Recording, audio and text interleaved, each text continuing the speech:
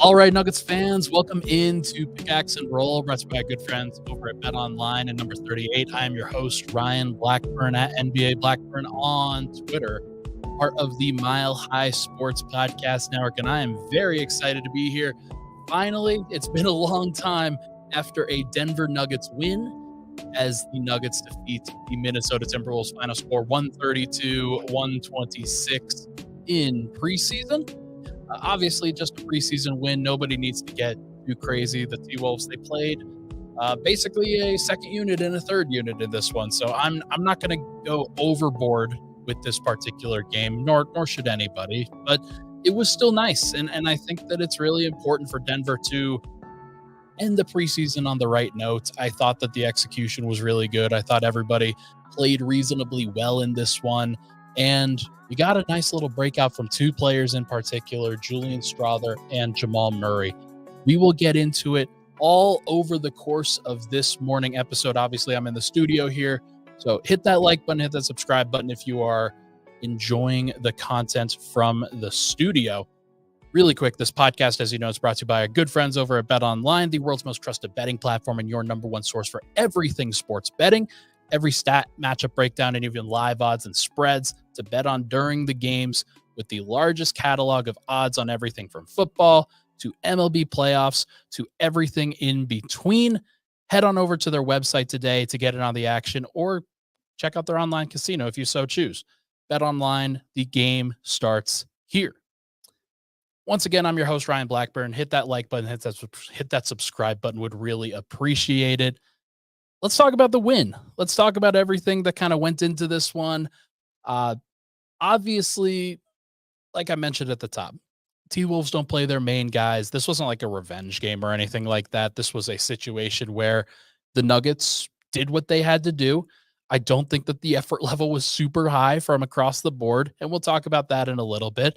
But it was nice to see Denver shoot the ball well. It was nice to see them doing a solid job heading out of this preseason. In the preseason finale, they were 0-4 heading into this game. And I honestly did think that Denver needed a win, not just because like preseason matters a ton, but more for the vibes, more for seeing what they needed to see heading into the regular season. And I think Michael Malone could be pretty happy about where this Nuggets team is at and what they were able to accomplish.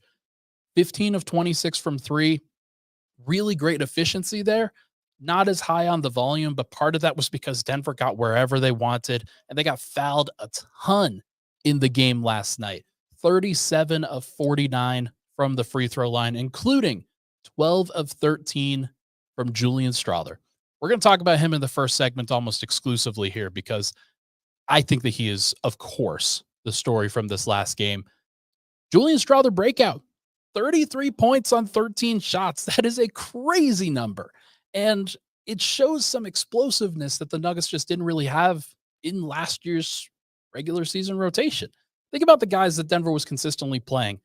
Strawther in his rookie year was kind of the 10th man, maybe the 11th man at times. But more often than not, it was Reggie Jackson, Christian Brown, Peyton Watson, maybe Zeke Naji. Didn't really have a ton of explosiveness off of that second unit. Now you get a guy in Strawther who the Nuggets were very high on. They knew that they needed a shooter. They needed a scorer in that second unit. It's why Calvin Booth drafted him in the first place, traded up to get him in 2023. And I just really appreciated and have appreciated his approach for the entire preseason run.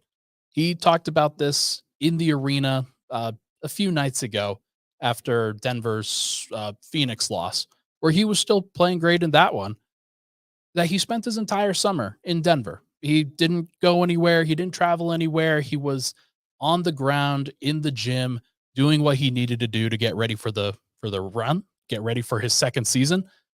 And it really has borne out. 8 of 13 from the field, 5 of 8 from three, 12 of 13 from the line, 33 points, did have 3 turnovers, but who cares? 3 rebounds, 2 assists. That's just a really strong stat line. And the way that he was accomplishing it, not just with the second unit, but kind of staggering in with the starters. I'm going to share a lineup that I really liked from that game last night that I haven't really talked about that much before, but it was really, really impressive what we saw from Julian Strawther. And I think that he's in a great place now to continue to get better, to get the opportunity that the Nuggets have needed so that they can continue scoring, spacing the floor, doing all the things that they need to do to catch up in the modern NBA. Now, the question that I get most frequently about Julian Strawther, so shouldn't he start? Shouldn't he start? Is that a thing? And Mr. Exquisite Nugget with the super chat hops right in and asks, when will Julian start over CB, do you think, Ryan? It's a great question because if we're looking at this objectively, I think that Julian's had a way better preseason than Christian Brown. We'll talk about Christian a little bit more in the second segment, but just focusing on Julian right now, I think he's in a great place to come off the bench as a sixth man. I think that is the perfect role for him this year. It's not too much pressure. It is a good opportunity to provide a change of pace, to provide scoring and explosiveness from that group.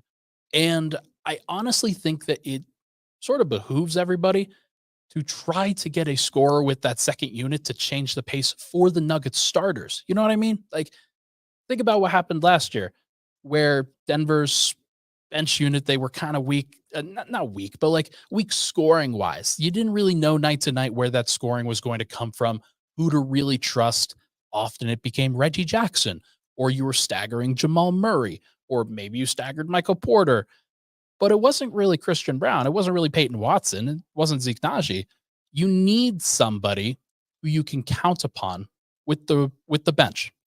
And I think the fit between him and Russell Westbrook is just picture perfect. I really do. There were some situations last night where Russell Westbrook gets the ball below the free throw line and then kicks it back out to Julian Strawther above the free throw line or above the 3-point line for a three. I think that is an important aspect for Denver's offense this year, and it's going to help them win basketball games. So I'm not going to overreact and say that Julian Strawther needs to be a starter because of this. I think that he is in a great role. I also believe that he should play the most minutes off the bench, and he should be their sixth man, even over Russell Westbrook. Russell Westbrook will be the sixth man in name. But I honestly believe that the best thing for the Nuggets right now is to get Julian Strawther out there, spacing the floor, playing in different lineup configurations where he can be with the starters, play with Murray and Joker a little bit more frequently. But he is still essential for the bench unit, undoubtedly. So I think it's going to be fascinating, guys. I really do. I also think that Christian Brown, if he's going to be successful for the Nuggets, will have to be in the starting unit for this year. I think it's the right call. The fit between him and Russell Westbrook and Dario Saric and Peyton Watson isn't as clean by far as the fit between Julian Strawther and those guys. So going to be interesting to see what happens. Denver obviously still needs that defense in their starting unit. It hasn't manifested fully because haven't seen an extended run with the starters and what they look like over time. You're going to value Christian Brown and the defense that he provides when he is locked in over the course of the first 10 to 20 games of the season. I feel very strongly about that. But you can also, of course, value Julian Strawther and what he is doing on a consistent basis from the bench. I also think that there will be games where Julian plays more than Christian, where let's say Christian plays about 22 minutes and then the Nuggets feel, yeah, Julian is having a better game. He's really shooting the ball well. He's really scoring. We're going to give him an opportunity to close in this one. He could finish with about 26 minutes, 27 minutes, as opposed to Christian Brown, where he kind of is in that 22-minute range. This isn't going to be a KCP situation like last year, where you're just playing one guy on a consistent basis and you know who that guy is. Sometimes it'll be Christian Brown and he'll get about 30 minutes, and then Julian will get about 18. Sometimes it will be flipped, where Christian isn't having his best game and Julian's having a great one, and the Nuggets just decide we need spacing, we need scoring. So there's a lot of different ways that they can go with their lineup, and they should be flexible. This shouldn't be a one-size-fits-all situation for Denver's starters. So I'm looking forward to watching it. I think that Julian, his approach has been tremendous. Really, really value what he has done over the course of this time. And I think there will be plenty of opportunities for him to close games. There'll also be some lineups where he's on the floor in place of Michael Porter Jr., kind of as that de facto floor spacer, maybe next to Christian Brown. We'll talk about that in the upcoming segments. But yeah, let's take a break. When we come back, we're going to go over some of the other names to come out here and really showcase their stuff, including Jamal Murray, who had what I would call a reminder game for the Denver Nuggets. We will be right back here on Mile High Sports.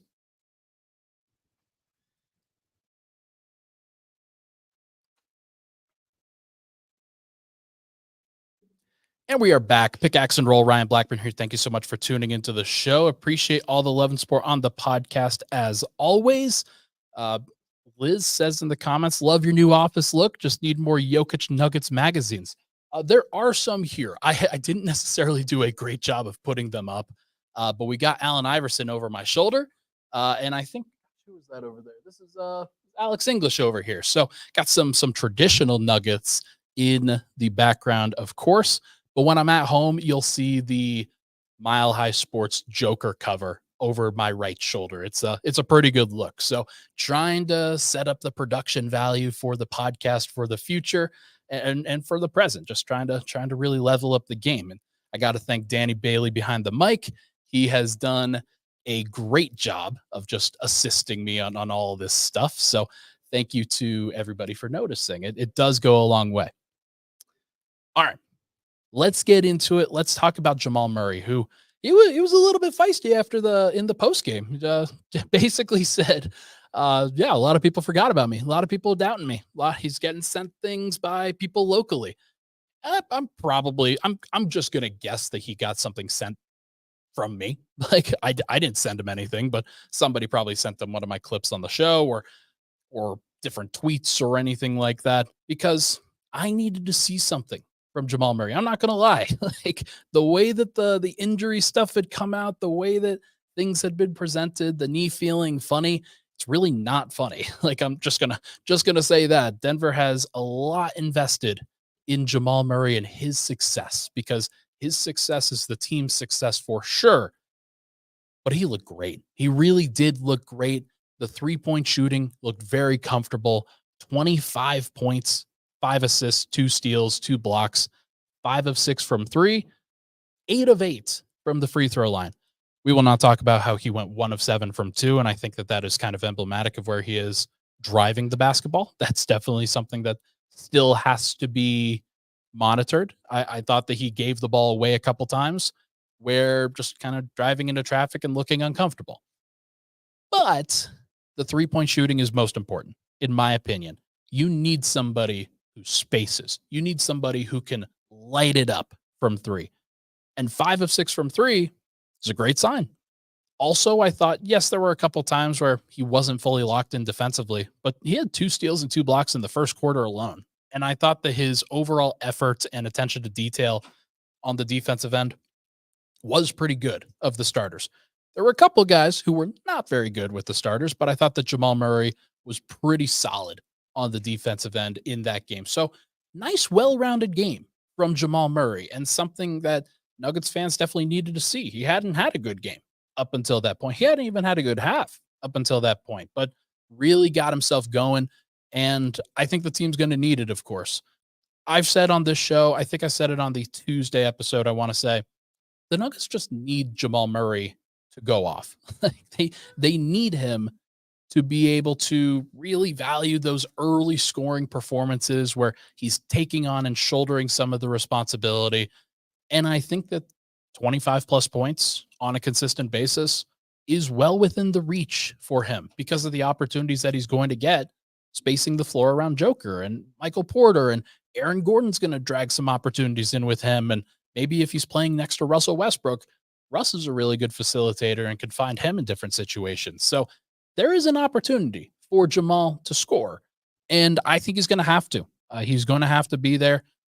Denver obviously has to be cautious with him because of the injury concerns, but at some point you're going to have to rip the Band-Aid off, and you're going to have to go full bore, and I hope he's ready for it. I think that he is, at least from what we saw last night, but Denver's going to have to, they have a better feeling on that, obviously, than I do. So we'll see what happens with Jamal. Michael Porter, good on offense, bad on defense. That is how I would describe his game. 16 points, 7 of 9 from the field. Thought that he did a nice job of fighting through contact at times. And like he only got a 1 3-point attempt, which I think is kind of not concerning, but confusing for sure. He was cutting a lot in this game last night, just noticing that there were some good moments of cutting and there are some bad moments of cutting where he kind of cut into the space of somebody else, like an Aaron Gordon. And Aaron went 1 of 6 from the field last night, didn't necessarily have his best game. But the defense with Porter was the concerning thing. It's the final preseason game. I'm not going to go overly hard on that, but I think his preseason effort, especially on the defensive end, has gotten progressively worse here. And that is at least something to monitor, that if he continues to get tired over the course of a regular season, like is the defense going to look better in October, November, and then kind of wane in December, January, February? Like how's that going to work? The Nuggets have to be ready for whatever.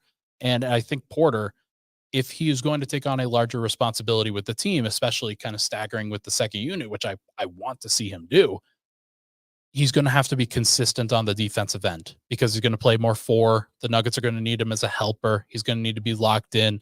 And I think that he can do that, but it's at least something I'm monitoring. Aaron Gordon, like I said, couple good possessions. He had 5 assists. I think he had 4 rebounds, mostly in second gear last night. I'm not going to sit here and make sweeping proclamations about Aaron Gordon from this game. Jokic was in first gear. that one I will say that I will make a sweeping proclamation over. Luka Garza was giving him that work last night. So there's no way about it. Joker's effort on like boxing out on the glass and trying to seal on the defensive end and then closing out on the perimeter, just kind of a trifecta of things that are going to allow a guy like Luka Garza to show out and have a really good game. I'm not concerned. Let me just state that right here. Not concerned about Nikola Jokic. He does look a little bigger. I will say that. It does look a little bit slower at times. He's going to have to continue playing himself into shape in the regular season, get that cardio going. But I think his mind for it is going to be fine. Like as long as the Nuggets are in a good position where they don't have to rely on him to be a 30, 15, and 10 guy, they're going to be okay. But he's going to have to continue to set the table and then really work hard on the defensive end.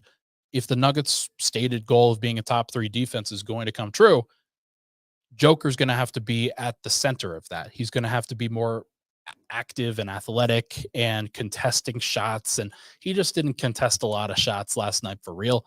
So we'll monitor that. He doesn't have anything to prove in the regular season. This isn't a situation where I'm trying to throw shade or anything like that, but I just am noticing that's where the Nuggets breakdowns are happening on the perimeter most frequently. It's the pick and pops with the 4s and the 5s where Joker's cross matched on guys, just kind of giving up the 3.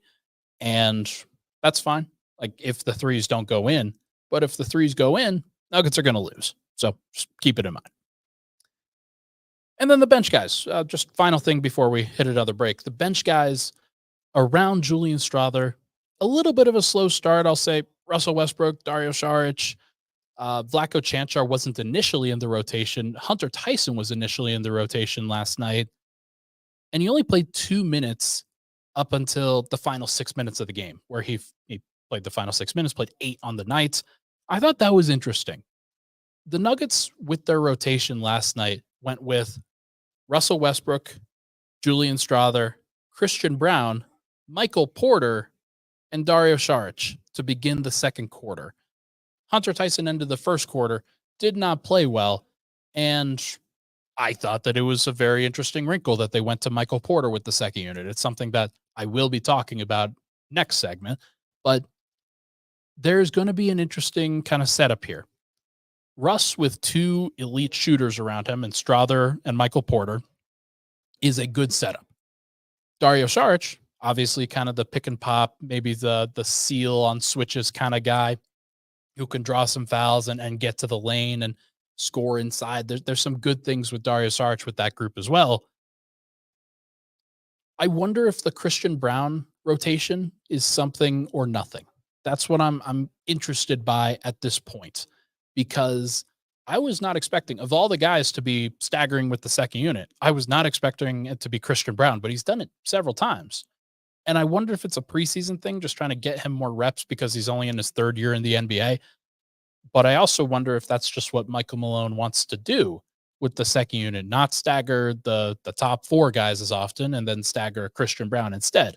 Play him the heavy minutes because he's got young legs and he's fresh, and it does make sense from that regard, but I don't necessarily think it makes sense as much positionally. So it's something I'm monitoring. I'm gonna take a look at that and see what they do over the course of the first few regular season games. But I think that that's an interesting rotation. It's not necessarily what I would do, but Russell Westbrook figured some stuff out. Dario Saric figured some stuff out. There were some good plays from the Nuggets. Russ had 4 turnovers in the first 7 minutes. He also gave up an offensive rebound on a free throw where he just forgot to box out. I watched the play, and Russ just kind of stood there while the ball missed. So kind of interesting to maybe is that going to be the tendency with Russ this year? Maybe he just kind of has a brain fart every now and then. But I do think that he figured some stuff out, especially in the second half. Really got serious and was getting downhill. Only had 1 turnover in the second half, and then had several points in transition where he drove the ball through contact, got into the lane, and looked like prime Russ. That's what you're looking for if you're looking for Russ to score. And then he also did his normal thing where he's setting other guys up for consistent plays. And the box score only shows 5 assists, but he did set up more guys than I think that really warrants.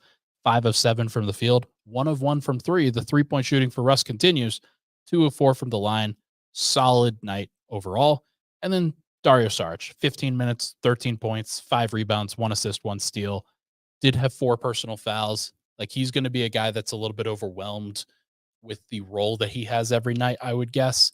But he's also a smart player. He's going to figure it out. And then he only took 1 3, but he hit it. 4 of 5 from the field, 1 of 1 from 3, 4 of 4 from the line. Extremely efficient on the offensive end from Dario Saric last night. Good stuff from him. All right, let's take a break. When we come back, we are going to go over some final details from this game, including a lineup that I really liked. And then we'll get into, are the Nuggets ready? Are the Nuggets ready for the regular season? I'm very curious to see how it goes. But first, I want to tell everybody about number 38. Have had some great days at number 38 during this summer. Mile High Sports continues to do a great job partnering with them in the Rhino area. They have a great bar setup inside, outside, a great old amphitheater kind of setup on the outside where they've got like a 200-inch screen with some picnic tables, some grass, a stage. It looks great.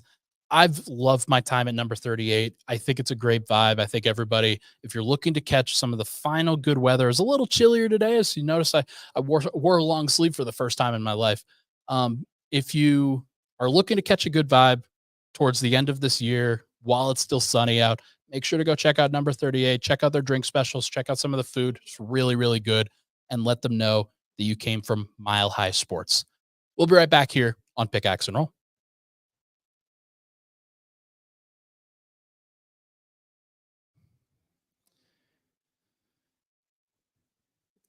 And we're back. Final segment, Pickaxe and Roll. Ryan Blackburn, thank you so much for tuning into the show. Hit the like button, hit the subscribe button. Would really, really appreciate it.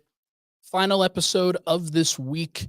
Once again, we're going Monday, Tuesday, Thursday, Friday at 10 a.m. I know it's a new schedule for everybody, but I think I've gotten into a pretty good flow with it. And I hope everybody is enjoying the new time slot where I get to talk about it the morning after. And I think I'm in a pretty good place to sort of think about the game, cool down rather than give the immediate reactions, which aren't necessarily awesome all the time. So always good to kind of take a step back, take a breath. And I hope all Nuggets fans are enjoying the new setup. So thank you so much for tuning in. All right. Are the Nuggets ready is the title of this segment. But before I get into that, I want to talk about one lineup that I really liked from last night that I have not talked about enough. Jamal Murray, Julian Strawther, Christian Brown, Aaron Gordon, Nikola Jokic. One of the reasons why I haven't talked about this one was because there's a lot of starters there, obviously, and then Julian Strawther in place of Michael Porter Jr. Yeah, it's pretty logical. It makes a little sense. You're a little bit smaller with that group as opposed to the 6'10", 235-pound Michael Porter. Now you've got a 6'7", probably 200-pound Julian Strawther, and you're playing with a couple wings as opposed to two forwards. And I think it makes a lot of sense, especially stylistically, because you could just treat Julian Strawther as Michael Porter in those lineups, in those circumstances, and he does a really good job. But one of the reasons why it's important is because if the Nuggets are going to stagger Michael Porter Jr., then they need to find good lineups that don't feature him, but they feature the rest of the starters. And I think that this is one of those groups that when I think about Julian Strawther and the role that he is going to have for this Nuggets team, what it's going to look like, I think that Strawther is going to be very important in terms of continuing the spacing, giving Denver some explosiveness, giving the starters an option, Murray and Jokic especially, where they don't have to carry the entire offensive load with the two of them out there. Think about the lineup with Peyton Watson instead of Julian Strawther there. You've got Murray, Brown, Watson, Gordon, Jokic. Three really good defenders. There's no question about it. But three kind of shaky offensive players. Gordon, I think, is a little bit better than that. But in terms of the spacing, creating their own shots, doing the things within the flow of the offense that you would expect, not as much on those guys and a lot more on the Jokic Murray two-man game. And if the Nuggets are hoping to not over-index Jokic and Murray, then having Julian Strawther out there does make sense. I've liked the way that he operates in the DHO. I liked there was a play last night where Murray basically found Strawther. He was driving the baseline and then found Strawther in the opposite corner for a three that was absolute butter. That looks like a Michael Porter play, and it looks like it happens a lot. So if Denver can get to that group, it's going to be successful. I really do believe it. Just got to make sure that there's no, like, I don't know, if there are two wings that the Nuggets have to defend, but they could go with Aaron Gordon anyway. So going to be interesting. Like, there will be some lineups where they can't play that group, but there aren't many. I think it's a group that is pretty translatable for the rest of the regular season. And Murray, I mean, now Strawther has played himself into that group just with the way that he's played in the preseason, just been very impressed with how things have gone. It's not a lineup that I would have considered as a necessity. But now, when Michael Porter is sitting and he's resting, if he's the one staggering with the second unit, coming back in second quarter, fourth quarter, I think that this is Denver's go-to group just to kind of get them through. So I'm looking forward to seeing how it goes, but should be fascinating to track. All right. Final thing here before we get out of here. Did the Nuggets show enough? Did they show enough in this preseason? Are they actually ready? What's the most important thing for them to show going forward? Yesterday, I said I wanted to see Murray explosiveness, Michael Porter plus Russell Westbrook on the bench rotation, and progress. Just those three things. That's all I really cared about. I mean, health permitting, of course. And Murray showed that. Murray absolutely showed that. Michael Porter and Russ played together with that second unit. I thought that looked pretty good, and there's some things to take away from that. And then they showed progress. So I think that they got all three. I think we've seen some good things from that. Effort wasn't great with the starters and Jokic, but it is the final preseason game, and I understand why it wasn't great. So I'm not worried about that long term. I just think that they are more ready than I initially gave them credit for. Things looked bleak on Tuesday night. I'm not going to lie. OKC played them into the ground in those final three quarters of that game where no, Murray, Jokic, and Westbrook did not play in that game, and it was understandable why it happened. But you still want to see a little bit of fight, and Denver didn't really show that much fight after the first quarter. In this one, they showed that doesn't matter as much, and they bounced back in a nice way. Yes, it was against the Timberwolves bench guys, but I honestly think that if they were playing against the Timberwolves starters, things would have looked pretty similar. Would they have lost? I don't know. But I do think that Denver is a little bit more ready than they were prior to the preseason finale. They accomplished things in that game that I'm very excited to watch. I still want to see Peyton Watson. Like that's a really, really important factor. He didn't end up playing at all this preseason. And it reminds me a ton of Christian Brown the previous year, where it took him a while to kind of get into the swing of things, get into the flow. Now, with the second unit, fortunately, it looks like Russell Westbrook, Julian Strawther, Dario Saric are pretty well penciled into those roles, and you understand what's going to happen with those guys. Now you just know, okay, Peyton Watson probably going to get 15 minutes in between that trio, and we'll see how he fits into that. But that's very likely what's going to happen on opening night. They will play Peyton Watson, but he'll probably not play a ton. I still have no idea what to make of the other forward spot off the bench. Like if Denver is going to go with 10 guys or if they're going to stick with 9. Backup forward competition between Zeke Naji, Vlatko Chanchar, Hunter Tyson. Still trying to figure out who fits where. Like if there's a little bit more size, maybe you play Zeke Naji. He's somebody who's a little bit bigger than the other two and can switch a little bit and can do some things. Like hypothetically, if Dario doesn't get down the floor to guard the center, Zeke can. Vlatko Chanchar was doing some good things. I didn't really mention Vlatko that much, but he had a pretty strong game last night. Did some good connecting things, shot the ball well, passed well, and I just think that he's a smart player and will find a way to fit in. But he's also coming back from that torn ACL and looks a little bit unathletic, and there's some weaknesses to his game still. Also kind of turnover prone. And then Hunter Tyson. Haven't really seen enough from Hunter Tyson to really feel good about his spot in a rotation. And that's not necessarily his fault. I didn't really expect it from the beginning. When he was getting rotation reps, I was like, okay, something that they're seeing in practice means that he has earned this opportunity to try to get going. Ultimately, that isn't what has happened. And he just hasn't really been able to shoot in these preseason games. I don't know how many threes he's actually made in the preseason, but it hasn't been a lot. I still wish Christian Brown looked a little bit sharper. There's some things that he just looks out of control on some of these drives. And when he's going into the lane, he's not really finishing with consistency. He is getting to the line a ton, which is great. And so he'll get points on a lot of these drives, and that is a good sign. But when he doesn't get fouled, ball hasn't been going in that often. So I'm curious to see what it looks like there. He obviously has to shoot better too. He did make a 3 last night, which was good to see. I think that was his only attempt, but still going to have to get consistent from that regard. But I think overall, they've played enough of the good hits. They've done enough that I'm going to get off the ledge. Nuggets fans should get off the ledge for sure. Disaster potential. There's still a little bit there, but I'm not going to sit here and say that it's likely or anything. Like it is still very likely going to be 50 plus wins, very likely going to be another Jokic MVP caliber season.